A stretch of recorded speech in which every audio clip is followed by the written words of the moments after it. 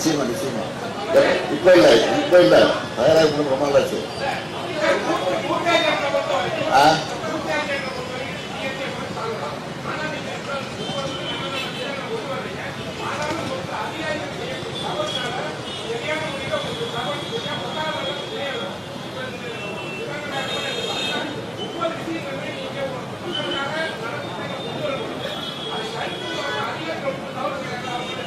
என்ன தவறு செய்றாங்க?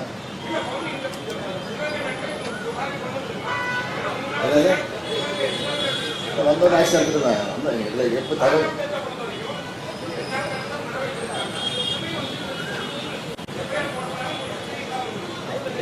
தகவல் தெரிஞ்ச உடனே நடவடிக்கை எடுத்தாச்சு, கைது பண்ணியாச்சு. இன்னைக்கு கூட மேலதிக நடவடிக்கை எடுத்திருக்கிறோம்.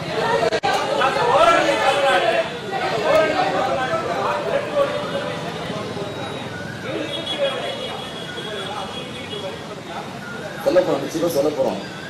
விருப்பம் இல்லாமல் சேர்க்க போகிறோம், கட்டாயப்பட்டு சேர்க்க போகிறது. சேர்க்க சொல்ல போகிறதா சேர மாட்டாங்க நம்பலாம். ஆனால் அவங்க விருப்பம் தான் சேர்ப்போம்.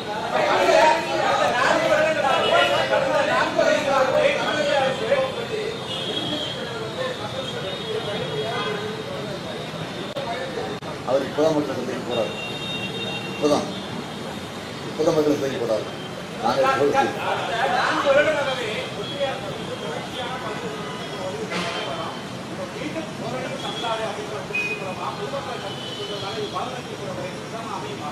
மக்களுக்கு தெளிவாக தெரியும். இருந்தாலும் அதை நினைவூட்டுறோம், வலியுறுத்துறோம், வற்புறுத்துறோம். அவ்வளோ தேர்தல் பரப்பு உண்டு, உறுப்பினர் சேர்ப்பு உண்டு, ஒன்றிய அரசு சிந்தித்து கொண்டிருக்கக்கூடிய அந்த கொடுமைகள் உண்டு. இன்றைக்கு திராவிட முன்னேற்ற கழகத்தின் சாதனைகளையும் சொல்ல இருக்கோம்.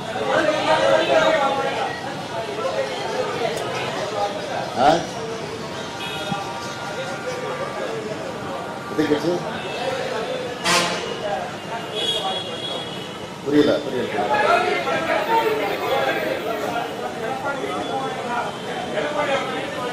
அது அங்கே இருக்கிற சூழ்நிலை பொறுத்திருக்கு. அவங்க ஒருக்கா படிச்சிருக்கோம். அவங்கள்ட்ட அவங்க சூழ்நிலை தவிர போவாங்க. நான் அந்த பகுதியில் தான் சரி போவேன்.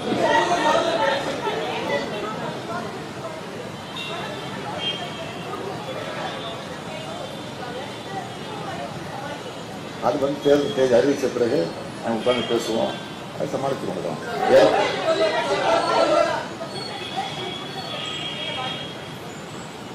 இப்போ இருக்கிற சூழ்நிலையை பொறுத்த வரைக்கும் வருவதற்கு வாய்ப்பு இருக்கு. ஆனால் வாய்ப்பு வரக்கூடிய நேரத்தில் அதை எப்படி சேர்ப்போங்கிற சூழ்நிலை எங்களுக்கு இருக்கு. அதனால கலந்து தான் செய்வோம்.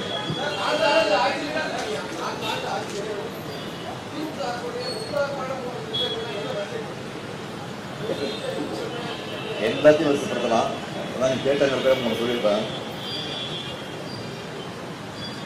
நாளை உங்களுக்கு திட்டம், அது தேர்தல் வாக்குறுதி கிடையாது. ஏன் அது நிறைவேற்றிருக்கோம். மகளிர் உரிமை திட்டம், அது தேர்தல் வாக்குறுதி இருக்குது. அதை கிட்டத்தட்ட 60% நிறைவேற்றணும். 20% மிச்சம் இருக்குது. அதையும் விட்டு போனதாகும்.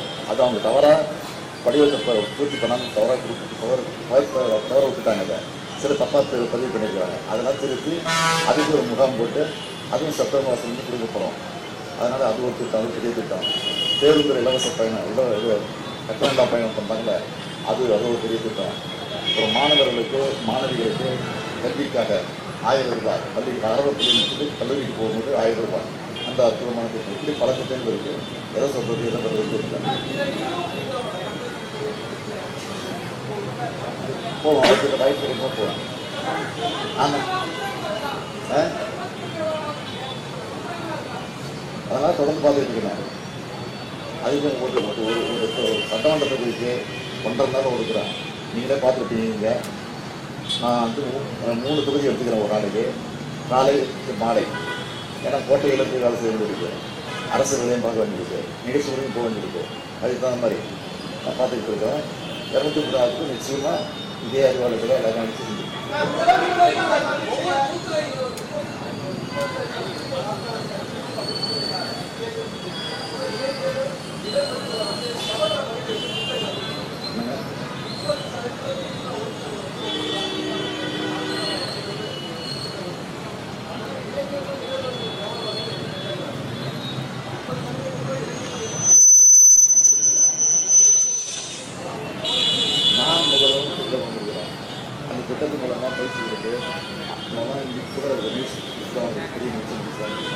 கிட்டத்தட்ட 20 லட்சம் பேரா 40 லட்சம் பேருக்கு பயிற்சி கொடுக்குறோம்.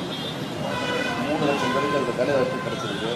ஏதாவது 20,000 ரூபா, 1 லட்ச ரூபா, 2 லட்ச ரூபா, 3 லட்ச ரூபா சம்பளம் தான் வேலை வாய்ப்பு சார் இருக்கிறாங்க. சார் டீசல்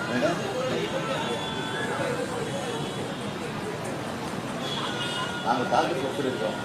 30% ஒரு தொழில் சேர்ந்து கொடுத்துருக்கோம்.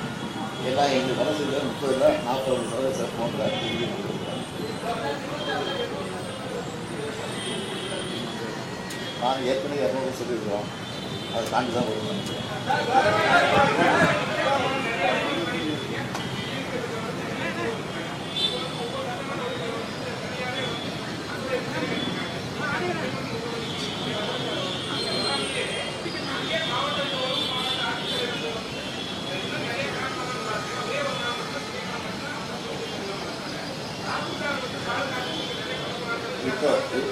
இப்போ அரசியல் சார்பில் ஏற்கனவே ஒவ்வொரு நகராட்சிக்கும் போய் மாநகராட்சிக்கும் போய் எல்லா ஆஃபீஸர்ஸும் போய் அவங்க ஒரு வாரம் பண்ணி அந்த மக்கள் குறையை கேட்டு அந்த ஸ்பாட்டில் இது சொல்லியிருக்கிறாங்க. அது ஒரு ஏற்கனவே முகம் முடிஞ்சிருச்சு. இப்போ வரது இன்னொரு 10 நாளில் மறுபடியும் மீண்டும் பயணத்தை வருவோம். அப்போ தான் அந்த மகளிருக்கு விட்டு போன அந்த உரிமை கூட ஃபில்ல பண்ணி கொடுக்க சொல்லியிருக்கோம். ஆனால் அந்த பணி நிறைய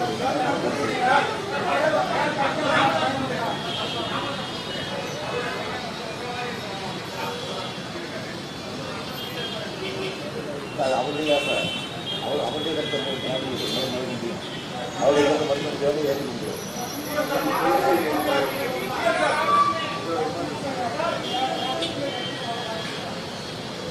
இது வரைக்கும் இல்லை, வந்தால் சொல்லுங்க.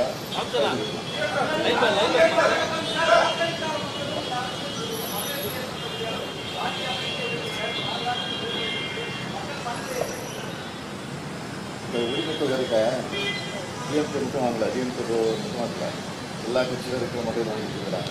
அதான் அப்படியே நான் சொன்னேன், பதவி எடுத்து போனாலே சொன்னேன். இந்த ஆட்சி வந்து வாக்களிக்கிறவர்கள் தேவைப்படணும். வாக்களிக்கிறவர்கள் குறிப்பிட்ட கட்சிக்கு நம்ம வாக்களிக்கலாம் போயிட்டோமே அப்படின்னு வருத்தப்படணும். அந்த மாதிரி சூழ்நிலை ஆட்சி நடத்த சொன்னேன். அதை நடத்திட்டு இருக்கேன்.